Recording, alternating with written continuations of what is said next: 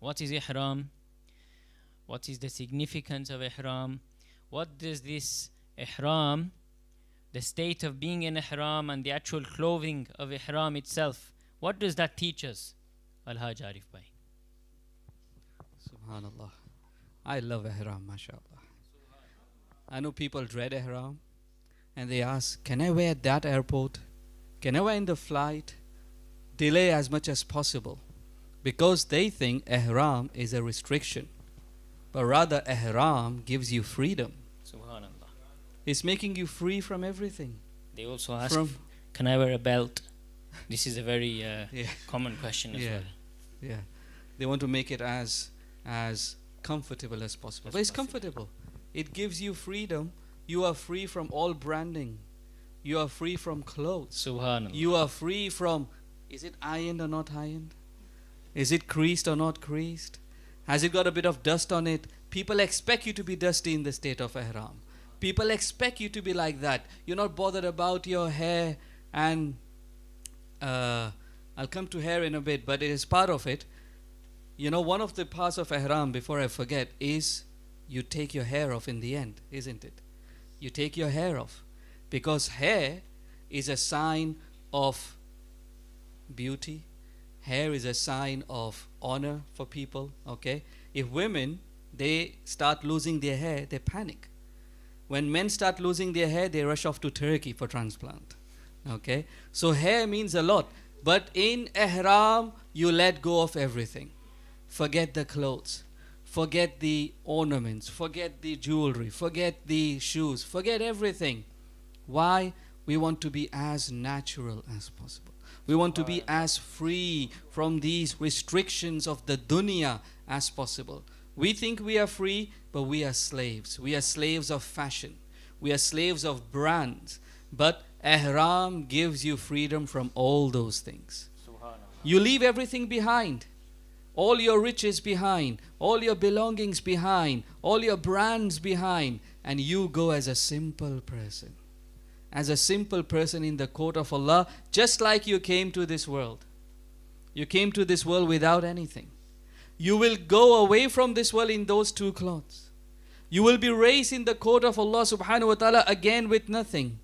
So that brings you very close to nature, where the way you came, the way you'll go, the way your ending is, that is what ihram brings to you, mashallah. Okay? And once you are free from all these restrictions, you can then focus on Allah. You can then focus on your akhirah. You can then focus on the things that matter. And it teaches us that ultimately, you know, the rat race that we are in, we want this and we want that and we are doing for ourselves and our children. In the end, it amounts to nothing. Okay, when you're in the plain of Arafat, in the two pieces of cloth, everything else is nothing. All you need, because of your thirst, maybe you need water.